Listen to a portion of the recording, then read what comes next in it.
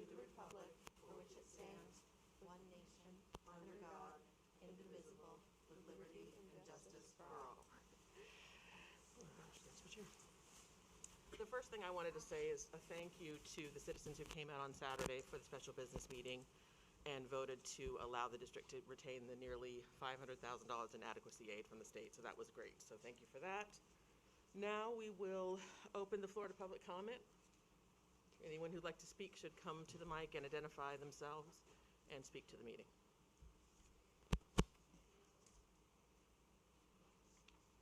We have a few students that look like they might want to say something, but I don't think they will. Anyway, we'll proceed with the rest of the meeting, seeing no one coming. The first item on the agenda is a report from our student representative. Yes, a lot is going on in our school district as of late. Our girls varsity soccer team beat Concord Christian Academy this past Sunday and advanced to the semifinals, which will be played at Manchester Memorial High School on Thursday, November 4th at 6:15 p.m. Our boys varsity soccer team finished off the season commendably with their game last Wednesday. The girls varsity cross country team came in 5th place at this past weekend's state meet, qualifying them for the Meet of Champions this Saturday at 2:30 p.m. at Nashua High School South. The boys varsity football team will play Somersworth at the semifinals this Saturday, November 6th at 1 p.m. in Somersworth. And for a couple of student spotlights, congratulations to junior Holly Furman, who was the first place winner at the high school art category of the annual Art and Poetry Challenge, sponsored by the Racial Unity team. She turned a line from Amanda Gorman's The Hill We Climb into a beautiful painting, which can be viewed on the Racial Unity team's website. Also, major kudos to seniors Augustus Vigrito and Isabel Pentney, who both received commendations through the College Board's National Merit Program, a recognition given to top-scoring PSAT students. On the club side of things, our National Honor Society is underway with their is underway with their annual Leaf Raking for Charity project, which they will be conducting every weekend through the month of November. Net Zero, the Newmarket High School environmental team, will be servicing their community and environment on November 11th, Veterans Day, through a town-wide roadside cleanup. Our student council just finished with 2 extremely successful donation collections. Their Socktober event raised over 300 socks for families in need, and their trigger canning raised over 1,000 cans for the Newmarket Food Pantry. And that is it for me. 1,000? Yeah. That's amazing. Lila, thank you for giving us a whole wealth of information. The sports stuff, the arts. Our students are doing a lot of neat things, and as well as the academic recognition, so thank you for doing that. My question is, if someone is interested in coordinating leaf raking, how do they coordinate that? Oh, yes. They can email Caitlin Schaus at kschaus, KSHOUSE, at newmarket.k12.nh.us. Perfect. Thank you very much. Susan, are you prepared? And I would just add that if you're unable to remember that email address, just contact the front office and they can share that information with the advisors. Perfect. And I highly encourage any girls soccer updates that anyone may get on their phone starting at 6:15 to feel free to blurt that out. Go Mules! Go Mules! Or maybe we'll be done by 6:15. Exciting. They've had the fall sports have been great throughout. It's exciting times. And now winter is here. And it was 27 degrees this morning. And no one wore a coat. Well, no one's going to wear a coat. Now we have short weather with maybe a hoodie if you're lucky. Yep. No one wears a coat anymore. Thank you, Tim. Oh, be careful. All right, the next thing is the fiscal year 23 budget presentation overview, and Susan, I will turn things over to you. Unfortunately, our viewing audience is not going to be able to see the PowerPoint, so I don't have any additional handouts to provide. So apologies for that. But what I've handed out to you is a draft of our FY23 budget proposal. It needs another good read. The substance is all there, but I don't want to publish anything without giving it another good read.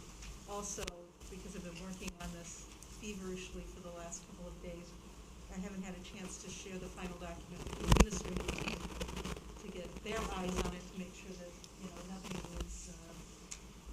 stated in a way that misleads anybody in any way. I don't think that's the case, but I would love to have them be able to give it a good read also. But nonetheless, the basic information I think that you would be interested in knowing is in the larger document.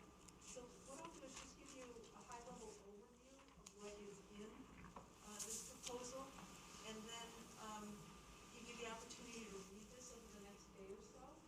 And then if you could just kindly send me any questions that you have, then I will meet with the administrative team.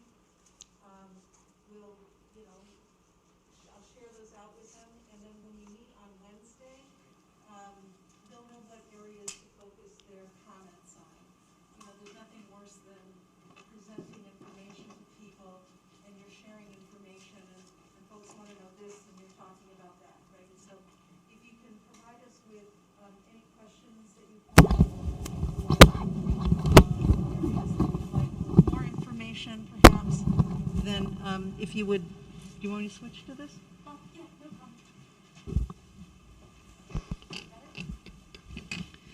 problem. It will make for a much more engaging meeting if we have some idea about what your areas of interest are. Okay, so without further ado, I don't think it'll be any surprise that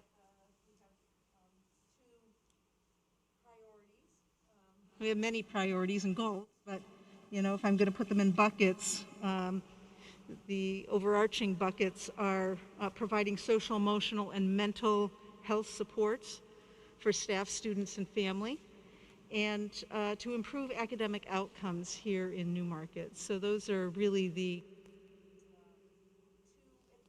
been our priorities, for the last couple of years. But with, the pandemic and people, worrying and, experiencing, people passing and all kinds of different ways that they could be traumatized by the experience that we've had. All of those experiences over the period of time cause students and staff, for that matter, to not be able to think clearly on their feet. So when we talk about learning loss, and we've got to catch those kids up, which then adds another level of stress for the students and another level of stress to the staff. When students are coming in with such a wide range of needs, and not even just a range, but the variation within that is significant. And one of the things that you'll notice when you read through this is that the number of students that are being evaluated for additional support services has increased over the last couple of years since the pandemic started. So we actually have an enrollment decreasing, but we have more students with more complicated needs, So in order to address the learning loss and move forward with improving our academic outcomes, we have to make sure that students are in a place where they're able to learn, and that teachers are given what they need in order for them to be able to show up and suit up, and provide the quality learning experiences that we would like. And Andrew, I'm sure, can give a nod to this, that it's very challenging, when you come into work every day. And sometimes you don't know what that experience is going to be like, And, when you've lived in this uncertainty for a period of time, it can certainly have an impact on you socially, emotionally, mentally, as well. So that, I don't think that's a big surprise. We've been talking about those things, for the last couple of years. So our priorities administratively are, to have a curriculum in all content area and for all courses in a common format. We've talked a lot about that. That's one of those expectations and standards that New England schools and colleges will expect when we go through the accreditation process. That we'll have core programs aligned to national standards. You all know that we're implementing a new core math program this year, And so that will be, something that will take a couple of years for us to be able to, continue with professional development and coaching and all kinds of support for our teachers. So that's a high priority for us right now. Universal benchmark assessments and progress monitoring is another thing that we're spending a lot of time training and meeting with staff and our teacher coordinators, so that as we get data, we're able to use some of the tools that we have in order to identify learning gaps, see how students are performing in general, and be able to then modify and personalize learning experience based on what student needs are. Database dialogue when making instructional decisions, so looking at data is a really important part of being able to design meaningful learning experiences for kids and to help them grow in their learning trajectory. So digital platform to support teaching and learning. So we're using right now Google Classroom, but it has a lot of limitations. And what we're looking at for, and we would like to look at, are other platforms that will allow us to put our curriculum in one place, that will be able to use some of these tools, and that they'll integrate with like our student information system. So our learning management system and our student information system will integrate so that there'd be a single sign-on, and when students come to school or staff come to school, they can sign on and have all of those in one place. They're not going to, to not have to re-enter information, to have those programs work together seamlessly, will save an awful lot of time and help us to better communicate with students and families as we move forward. So that's a priority. And not all of these are in the budget, but these are like our priorities over the next couple of years. So we have these on our mind as we're doing the work that we're doing. Obviously, social emotional learning and restorative practices is really huge. In other words, creating those conditions for students to learn and thrive. Using mistakes as a learning experience and not, and moving away from punitive practices. There's a lot of research that shows that that's not effective. And so moving to a more restorative model is really what makes a difference in changing students' behavior. A middle school educational model, we talked about that a couple of weeks ago, that we're starting to transition a little bit at a time over to a middle school model. We'll have a group of educators that will meet this year, and we'll begin to have those conversations about what a middle school model would look like, and start to put into place some foundational pieces to move forward with that. Really important for kids to have the kind of programming to assist them in their growth and development as young adults. So, and then mentoring and induction programs for all staff. So we do have one for teachers, but we don't really have any formal program for any other staff members. I know that I've asked, Janet to work with her staff, her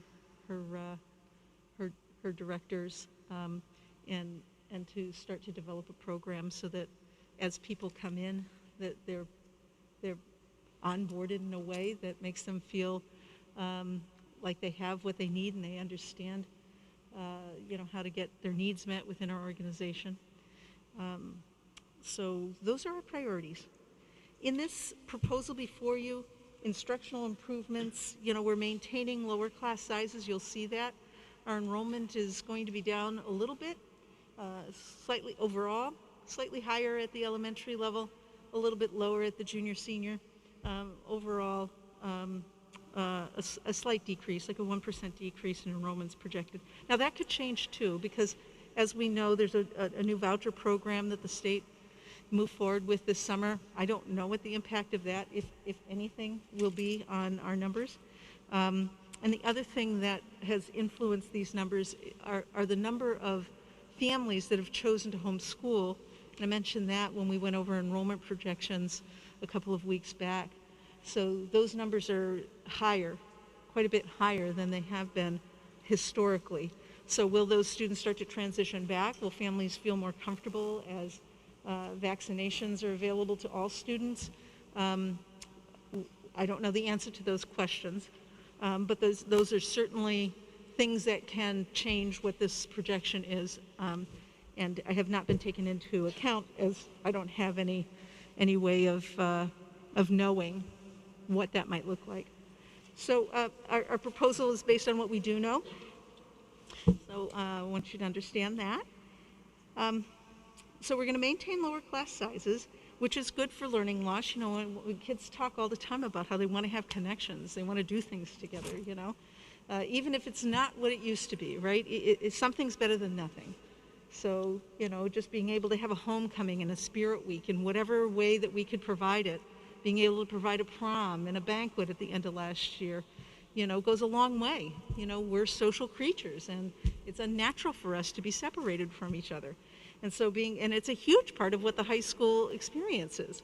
So, so being able to keep our class sizes lower will help, on one hand, to be able to maintain stronger connections with kids. So if they are having some challenges with getting a concept because they missed something in the year prior, i.e. learning loss, that you know, teachers will be able to give more time and attention to each child. So, so school counseling and guidance is another area that's going to look different this year and will look different next year as well. We get money from the federal government. They're called ESSER funds, so it's grant money, and we're to use that money to be able to help in recovering from, you know, pandemic-related impacts. And so learning loss, of course, is one that you hear, but a huge push for the mental health and social emotional supports needed for kids to reconnect, to re-normalize whatever the new normal is going to be. So money for, and it's not just for students, you know, those grants are written to also support community. And in fact, most of you were on last night's forum, and that's an example of the type of programming that's funded through some of our ESSER grants. So being able to provide parents with some support. They're seeing behaviors they probably haven't seen before either, because students are going to, you know, behave differently perhaps because they're having different experiences that none of us have had. So though I can be sympathetic or empathetic towards people, none of us have been through this before.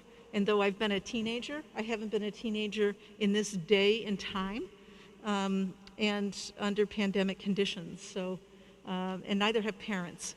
So a good portion of our ESSER grant will be targeting family supports. And in order to be able to address some of the mental health supports, we're going to be adding another social worker. So we'll have one social worker at each school, and then we'll be adding some additional counseling supports. More student focused. We'll have some family focused counseling and support, and then we'll have social workers as well. Now, this budget doesn't fund that, but I talk about that because that's part of our educational plan, and you should know what our plan is and the various buckets of money that are going to support that programming. So in order to oversee all of that, all of those counseling services, and to better articulate programming from the elementary to the middle to the high school, what we're doing is we're going to reconfigure the staff we have to be able to have one person be a guidance director. It's actually going to be a school counseling, which is more the modern term. Guidance is an old term that had been used for many years. So school counseling is the current the current and appropriate way that we refer to all of those services that are provided. And so it's not an additional FTE, it's just reshifting so that we have somebody that's able to better respond because those services will now be coordinated, whether they're family services, student services, whether it's academic support or social and emotional or mental health support, that there'll be somebody that will be able to help provide a little bit of glue to that, so our programming is robust, for all of our stakeholders. So that's a shift. You'll see FTEs and things moving around in the chart. So I'm just trying to call some of those things out. What's going to cost more money? What's going to be more bodies? We're not really adding a lot of bodies that the taxpayers are going to need to be funding. ELO is still part of the counseling, the cadre of counseling services. Yes. So ELO is still in here. Yep. And would fall under the school counseling director. Yeah. We're going to do something a little different with the performing arts. So I don't know if all of you know, but I know many of you know that we used to have an instrumental music program at the elementary school, but we really haven't had that, at least for 2 years, but it could be 3. But we haven't had that because we haven't been able to, the first year we weren't able to fill the position that was vacant. We had a program when I started where we had a lot of resources for performing arts at the elementary school, a little bit at the middle school, and then 0.2 at the high school. So you were building a program to nowhere. And then we lost the teacher that was shifting between the 3 schools, and we've added staff, as all of you know, to enhance our performing arts and fine arts programs at the junior senior high. So now we have staff, and we're developing programming, which is really exciting, and yet hiring a 0.3 at the elementary school and also fitting it into the schedule has been challenging. So what Principal Pine suggested is that we look at more of an after-school model. That's what it was before. Yeah, and when we started to have conversations about that, we also talked about the importance of having, all kinds of different opportunities for students after school. My first year we had One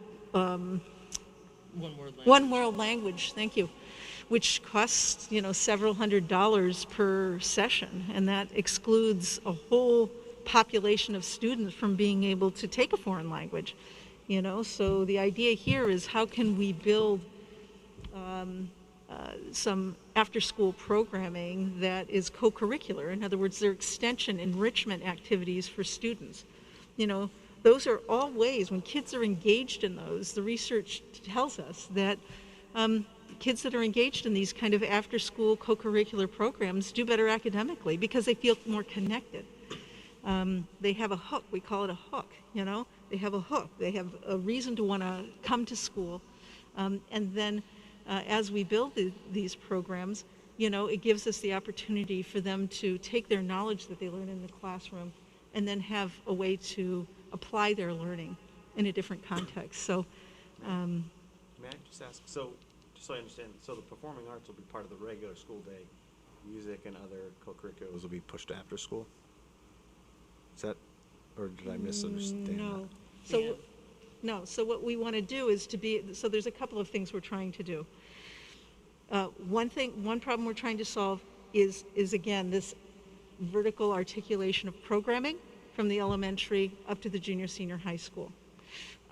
So the performing arts piece is that since we can't embed it into the elementary school day, that we would try to add performing arts in the afternoon. When we talked about that and the logistics of that, the conversation then went to being able to have somebody that can coordinate more than just an after-school music program.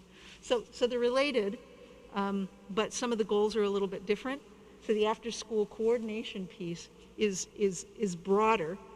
The performing arts is to start to be able to provide opportunities at the elementary school that will then serve them when they get to the middle school, and then we'll have programming that they can grow into at the high school, which we don't have that kind of, again, a curriculum and a pathway. So the performing arts will be during the day? At the junior, senior high school, it'll remain during the day. For the elementary school? For elementary, it would be your traditional general music program during the day, so that remains the same. Okay. Traditional general ed music, and then in the after school, we would try to have, So I flip-flop it, okay. Yeah. All right, thank you. okay? Yeah, in the past year, there was band and music down at the elementary school in the afternoon, one day a week. That's why I was There it is. confused. It was in the afternoon, and then, beyond that, there was yoga, there was garden club, there were a lot of different things that, several things have caused us to move away from, so it'll be great to have that back. Yeah. Because people took it, people loved it. Yeah. And we're doing some of that, we're doing more of it this year, but, Right.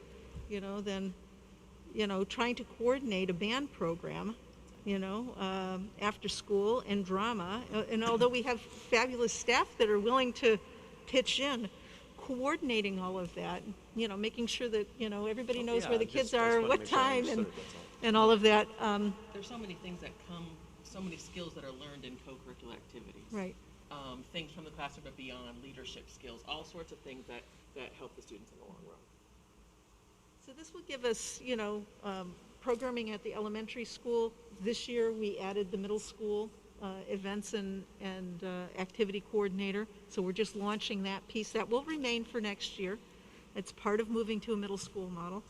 Of course, at the high school, we have all kinds of things that are going on at clubs and everything, at full athletic program and all of that. Not exploratory, but in fact, more formal offerings there.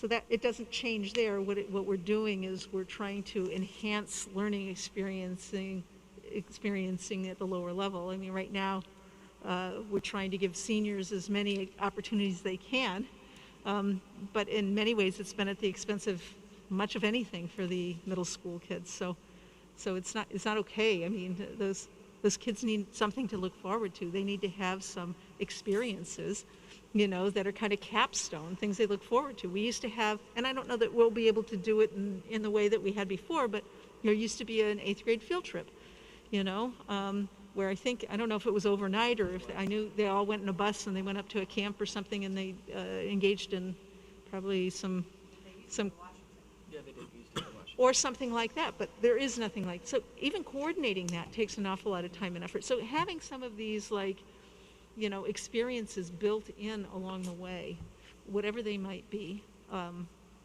give some kids something to look forward to and advance, their experiences and teach them how to navigate in different contexts.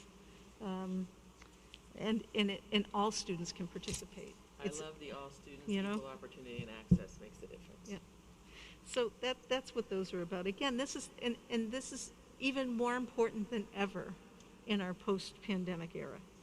And then there's, of course, some additional instructional resources and software. And what you're going to see, we weeded the garden a bit this year. So we started looking at where are we spending money, If we haven't spent money in a certain area in multiple years, then let's quit asking for money there. Because every time we ask for money over here that we don't use, means that there's things over here that we want to do that we're not doing. And so we did a round of what I call weeding the garden. And so you'll see some lines that are going down. And so the impact of our proposal is offset by reducing in areas that there's a trend of not spending. But we didn't weed the entire garden, right? Because some of the trend we're looking at is during the pandemic when we couldn't do certain things, especially in the area of co-curricular, field trips, things like that. So we didn't pull back, in some of those areas because we did have a history of doing those and we want to return to being able to do that. So there are some changes. Software, you'll see that Jason notes, because we're providing every student with access to a device. We're not one-to-one at the lower levels at the elementary school. We're one-to-one 5 to 12. But we do have a device available for every student, so when we're, going out, if we have to go remote or we have independent learning days, they have access to it, and then teachers have those available in their classroom. Every teacher has a cart, with those in their room, but you also have to have licenses for every one of those devices, and so the cost of some of those software products has increased as a result of that. So that's really what the instructional improvements, I think, that you'll notice when you go through. And operational improvements, so at the junior senior high school, they'll be upgrading a lab, two labs. One's a mobile lab and one is just a regular lab. And Jason has everything on a replacement cycle, but the STEAM mobile lab cart, is a new program that we have at the middle school. So they not only have a WIN block, and Principal Dalton talks about that, you'll read that in his narrative. We have a WIN block, but we also have a STEAM block. And then for students to be able to have access to devices, so when they're working on projects and things like that, they have, they're not working solely with, and within the limitations of a Chromebook. Some projects require something more robust than that. And so the middle school wants to have, a higher end cart. And then we'll be replacing the carpet in 5 elementary school classrooms. This year we did 6, I think it was. We'll do 5 this year, and then there'll be 3 for next year. And at the same time, they want to replace whiteboards in the building, so next year's projects will be those 2 pieces or parts of both of those. And then this year we added a presentation system at the junior senior high school. Again, this isn't more money. We do certain things, a certain amount of money is allocated every year to be able to maintain our systems. And so we're excited about being able to have a presentation system in both schools because there's a lot of things we learn that are really kind of cool that you can do if you have access to kind of these telecommunication systems that are much higher quality. So you can do things like virtual field trips.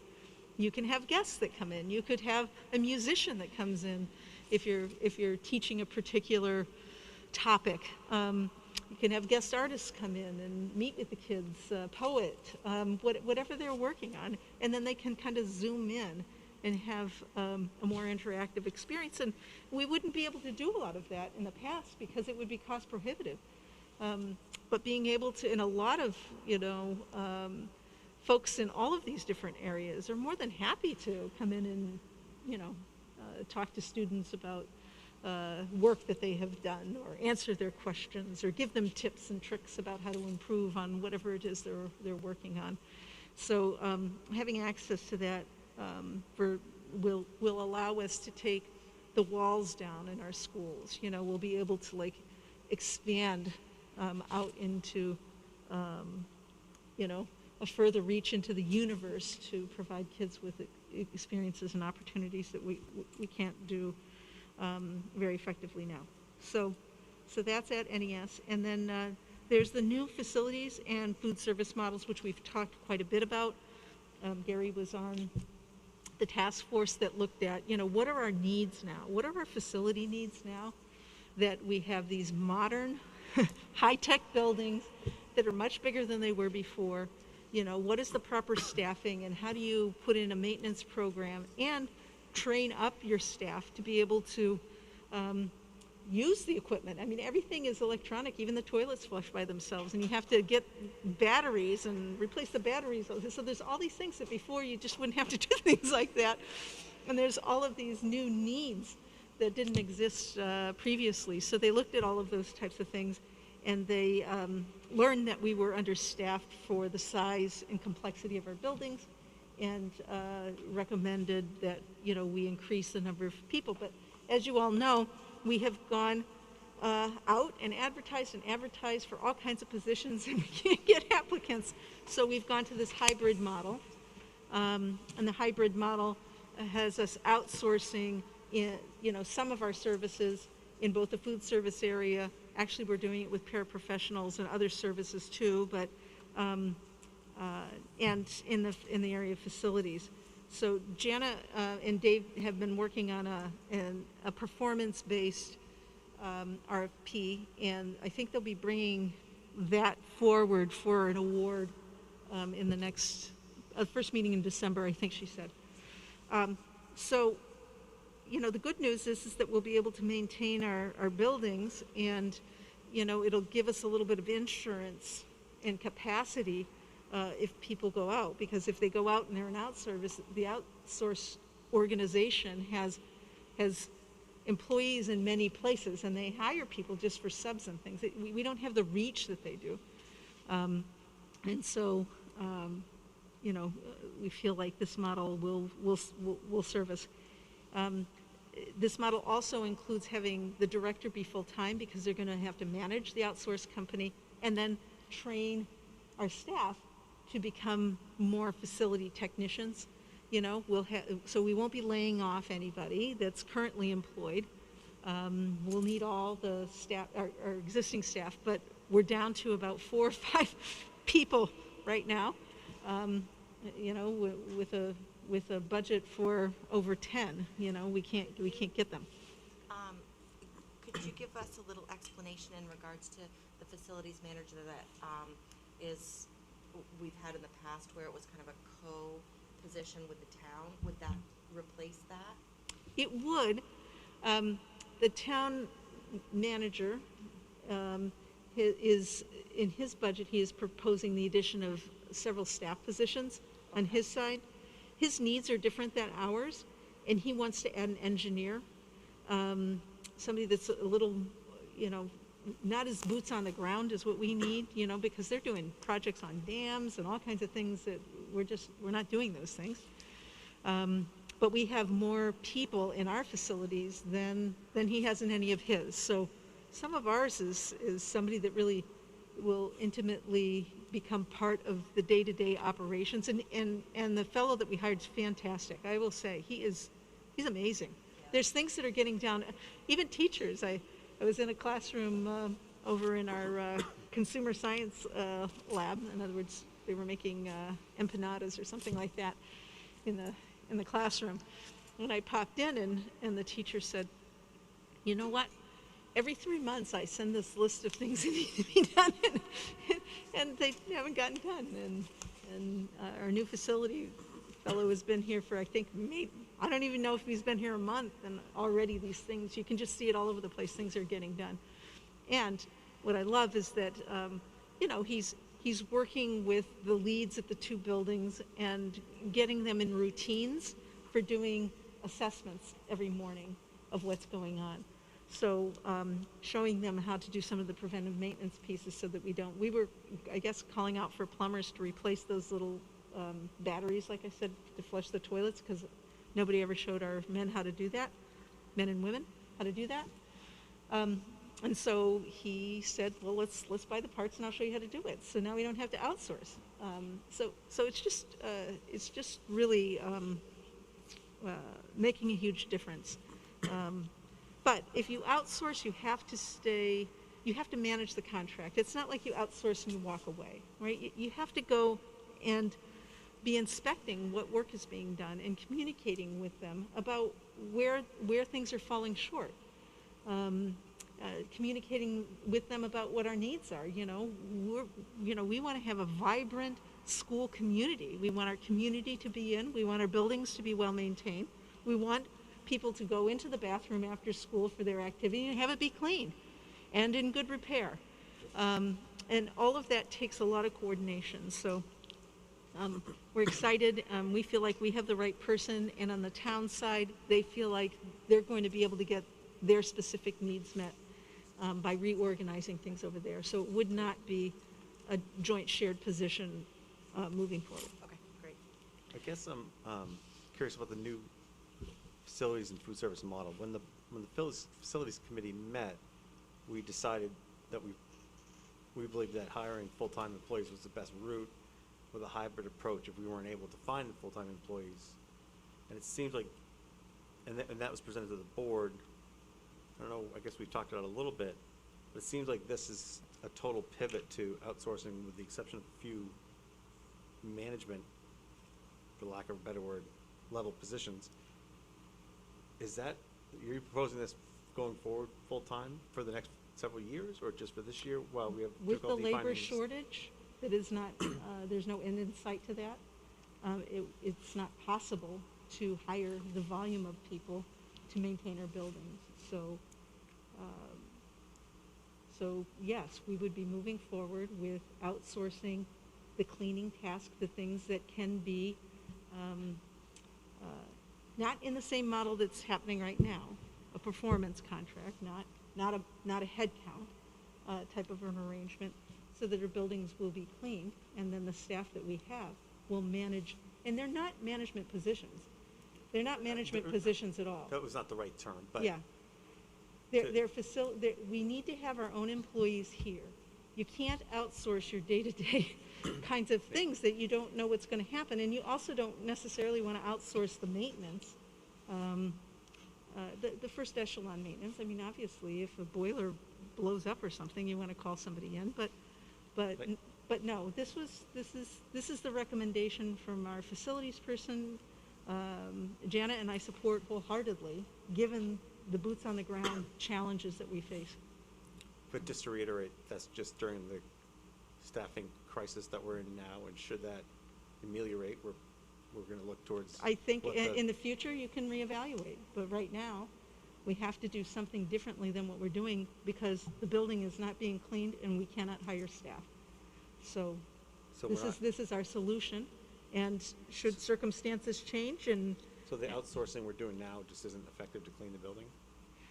the model of outsourcing was not a performance contract. It was based on headcount. So in other words, and maybe, I don't know that this is. The headcount was sufficient, but the amount of people weren't You necessarily have to doing what we expected or hoped they would do. Right, so you have to determine what your expectations are. So if you want people to come in and you expect that every night, I'm just making stuff. Sure. You know, the trash is picked up, the desks are washed off, sweeping is done, the windows are washed periodically, you know, whatever those metrics are. This is the performance that we're expecting, level. And then you evaluate their performance. If they want to have 20 people show up at midnight, I'm just making this up and being exaggerated. 100 people come in and watch them in 5 minutes, whatever they decide. Exactly. I get your point, yeah. Yeah. I guess it's upsetting to hear that we hired the right amount of people, outsourced the right amount of people, but that things just weren't getting done, so. Well, It you is can what it is. speak, if you have more questions, the better folks to ask would be Dave and Jana when they come, because moot at this point, right? I just know I go into kindergarten classrooms or other classrooms and it isn't clean. You know, I see crayon residue, shavings and things like that on the carpet. It's not acceptable to me. It's not acceptable to me.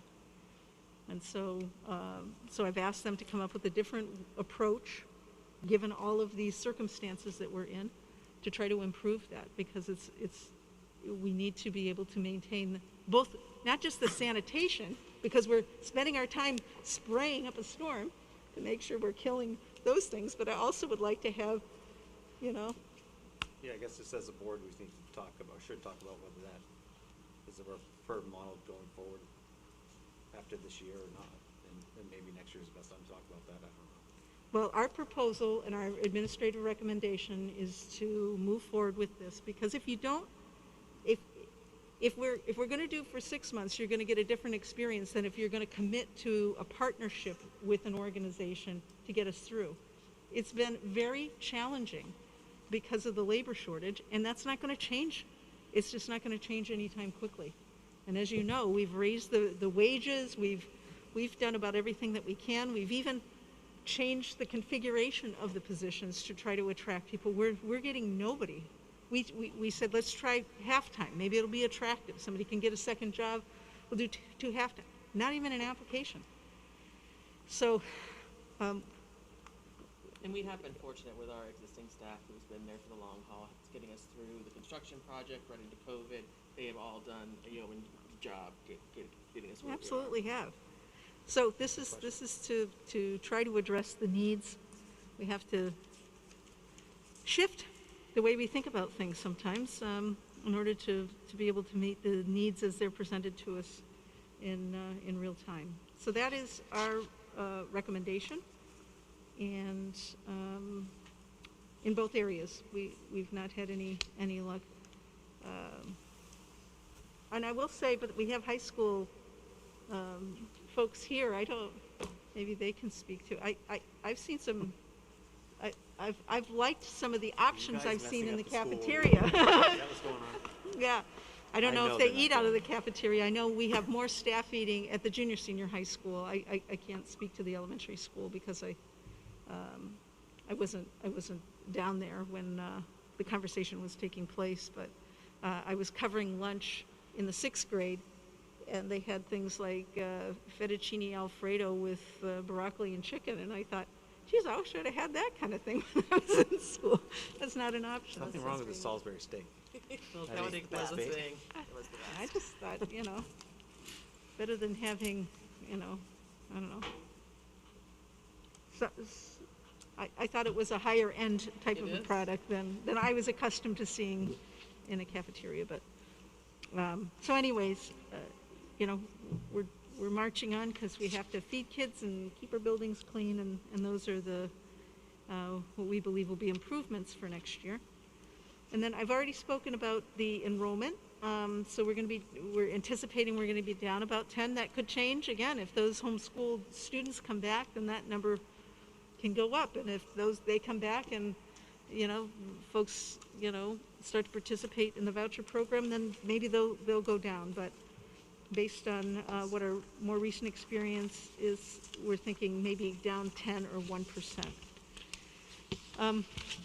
So in terms of actual new staff, very limited.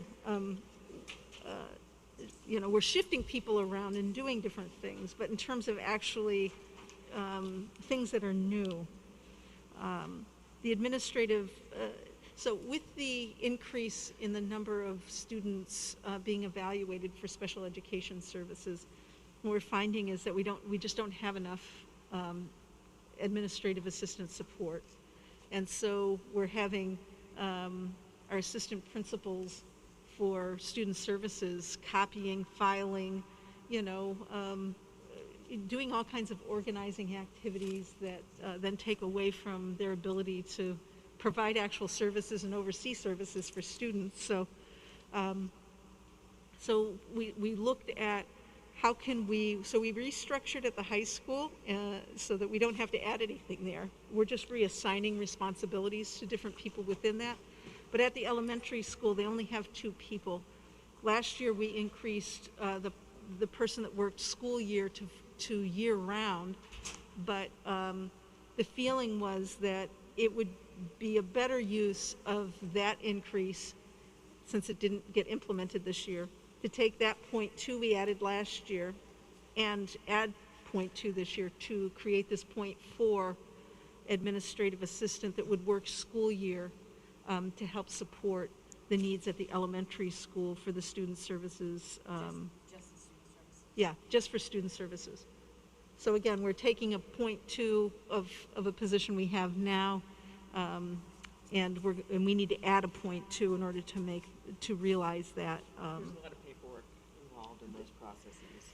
There are, and scheduling the meetings and coordinating all of that. It's a lot. So this will help improve the experience for parents too, because there'll be somebody to answer the phone that's not running around doing 15 other things. And then also requests for another monitor at the junior senior high school for hallway and lunch duty. Get another person, and we've talked about this that the size of the lunches is greater than the space will accommodate, and so we have 2 monitors in the cafetorium now, but students are also in the library media center. So being able to have another person and then to give us a little bit more hall coverage would be really helpful. And then, as I already mentioned, the facilities director, making that full-time. Okay, so overall, our budget plan as presented decreases total staff by 8.7, primarily because of the food service and the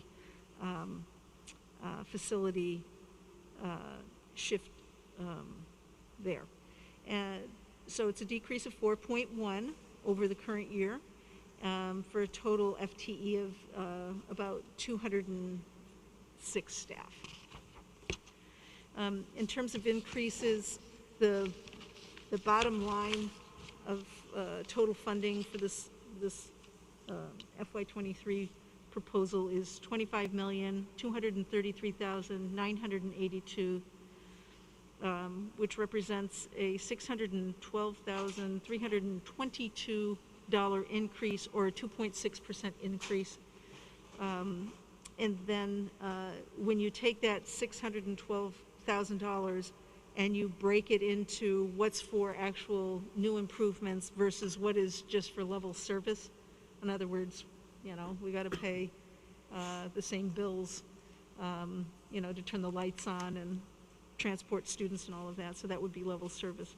So level service represents 55% of that increase, and for improvements, it would be 275. Now, the improvements, and it's just really the way that we're presenting it, is the work of the facilities task force. They determined, as I said earlier, that we needed more staff, you know, to be able to take care of all aspects of the facility. And they determined we needed 4 more staff. So this was just the estimate for what the equivalent of that would be. Though we're going to outsource, a piece of that's an improvement to the services we're going to be able to provide to maintain our schools. So the majority of that is part of that.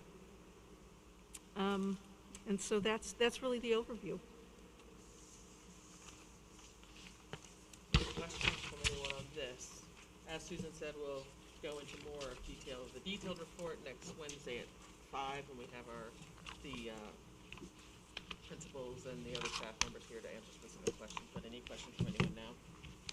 What you guys is the 4 questions to you? Yes. You have a goal, what you would like us by? As long as we have them by, you know, say Tuesday. Do you want If you them could- all to go, like, I'm sure a lot of us are gonna have a lot of the same questions. Do you wanna, Yeah, you can just send me your Clearinghouse list, that and goes then what I do is I'll take them and I'll summarize them. Okay, and all right, I'll- okay. Yeah, you don't have to figure out who's, just Okay. send them on to me, and All I'll right. go through them with the admin team, and then it'll help us to organize, you know, what and Right. how we present the various cost center sections to you. Any other questions? no, thank you very much for doing this. It's gonna be a lot. Yes, thank you, Susan. Can I ask real quick, can you estimate the number of hours between you and the building administrators put into this plan? A lot. Just looking at it, so. Because A I lot. think it's tough, Andrew, because they have work that they do on their own before they get together and cull it with Susan, and then the group gets together to, so it's a lot. Yeah. And the teachers, you know. we have Teachers, to get yes, I don't mean to- input from the teachers. sorry. And, you know, and we roll up, you know, requests, and we go through them, and we see where gaps are, or we try to make connection to it, and try to align what's being requested and how that fits in with our goals. And a lot of, yes, we spend a lot of time, because what you're receiving from us is not necessarily true for everyone, but we're giving you our plan for next year, and the budget, or the financial piece, is what supports the plan that we're proposing. No, and I think that it's, one thing I've always appreciated about this process is that it does go from the teacher level to the building administrative level to the admin team to Susan to cull it down, so that we're all going from the same page, and, everything makes sense as we get towards the vertical alignment and all these things that we're trying to achieve. And So the thank you, teachers Susan. never ask, it's not like we get, well, I don't know, I don't see the teacher requests. I'm assuming what the teachers are sending. I mean, Laura, you can probably speak to that. What you send to the building principal, I'm assuming, is what comes up, right? Yeah. But I've not seen anything pie in the sky or anything. They just ask for what it is that they need, plain and simple, based on what the needs of the students are in front of us. And, you know, I think they do, I think they're pretty, you know, Yeah, I think frugal and They are. They're very sometimes, you conservative. know.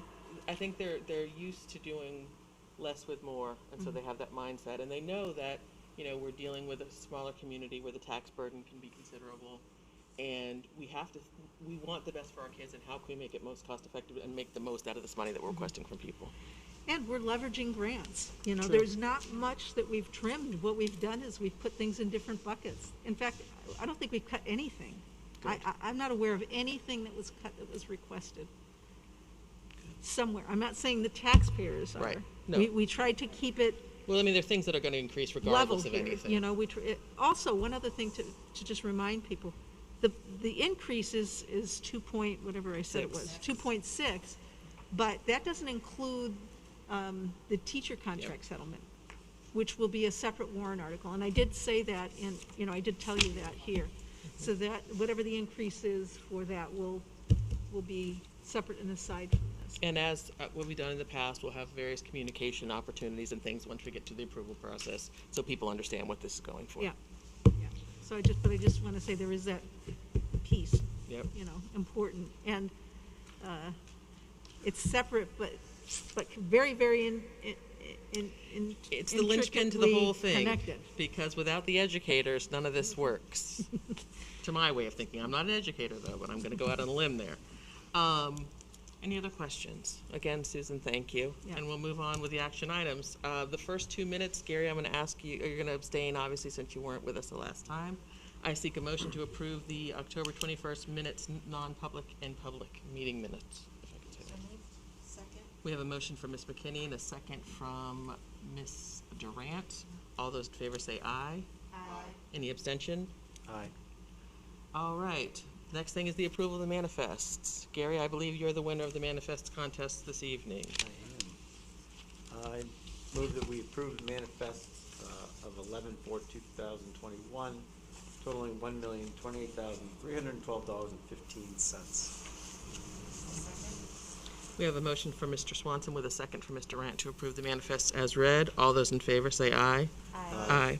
The next thing, Susan, we have 2 donations from the Community Children's Fund We to each do. of the school. Can you just talk about those a bit? Yeah, I love this. How's that? I love this. So this foundation donates money kind of in an anonymous way to schools, $500 for each of our schools, that's to be used to address needs of families during the winter months. So it's for warm clothing and bedding, things that sometimes families, for whatever reason, can fall on hard times and not have. So if we see a need, then we're able to access these funds in order to help out the family. So it's just a wonderful program, and we're so grateful to Exeter Area Charitable Foundation for supporting this cause, one near and dear to my heart. So Excellent. we thank them very much for their generous donation of $500 to the junior senior high and $500 to the elementary school. I seek a motion to accept those generous donations from the Exeter Area Charitable Fund, the Community Children's Fund, $500 for each school. We have a motion from Mr. Swanson. We have a second from Mr. Hemaker. Again, thank you. I think we see these on an annual basis, and I appreciate it very much. Our kids, especially now with gas prices going up and oil prices going up and everything that Jana told us the last time, people are going to be having challenges this year, and this little bit will help a great deal. So thank you. All those in favor of accepting these generous donations say aye. Aye. Aye. The next thing is a leave of absence. Nope, that's not, I'm sorry, I meant to take that off. Oh, I was wondering. Apologies. The next, I will change my mind. The next thing is a nomination for assistant principal of the junior senior high school. Yes, so based on the recommendation of Principal Dalton, and we had a review process that included interviews with several candidates. paper screening, of course, ahead of time, and then the subject area coordinators and I conducted the next round of screening, and we have a wonderful candidate that we all felt would really bring to our learning community an awful lot of energy and experiences that will help us advance our goals. So we are nominating Angelica Mahoney for Assistant Principal of the Junior Senior High School. Again, she has 31 years of experience in special education and administration. She's also a speech and language pathologist, and she actually worked here for 3 years. Did you know her when she worked here? Yeah. So, yeah, she worked here in Newmarket at the elementary school in the 90s. And she's done a lot since she left here. She has a master's degree in teaching and communication disorders from the University of New Hampshire, and she has earned an educational specialist, so that's kind of like a doctorate, sort of a CAGSY type of a degree, in education, administration, and supervision from UNH. And she holds certificates as principal, special education administrator, and speech language specialist. So we are really excited to bring her forward for your consideration.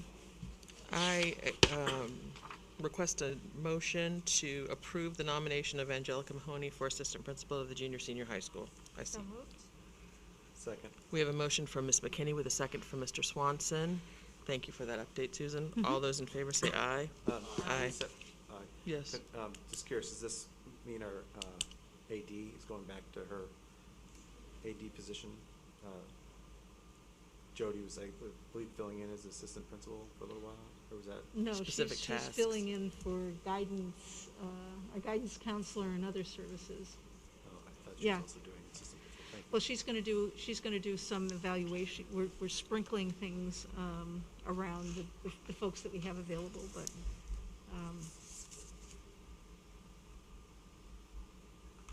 so. The next thing is the coaching appointments for the winter sports. Yes, so Principal Dalton has forwarded to me, and I am forwarding these coaching appointments to you. I'm not gonna read every one of Right. them off, but, the basketball coaches, we're about to start the winter sports season. So these are the coaches that we'll need to have in place to start our winter sports season. I seek a motion to approve the coaching, that would be the word, coaching nominations listed in our packet. Make a motion. I'll second. We have a motion from Ms. Durant with a second from Ms. McKinney. We'll move to the vote. All those in favor say aye. Aye. Aye. Just a couple things. The first is that, as I said before, our next meeting is next Wednesday at 5 p.m. It'll be down here because it'll be a bigger group to review the budget. Susan has asked that we get our questions to her by Tuesday so that people can be prepared. And then our next meeting is the week after regular business meeting on the 10th.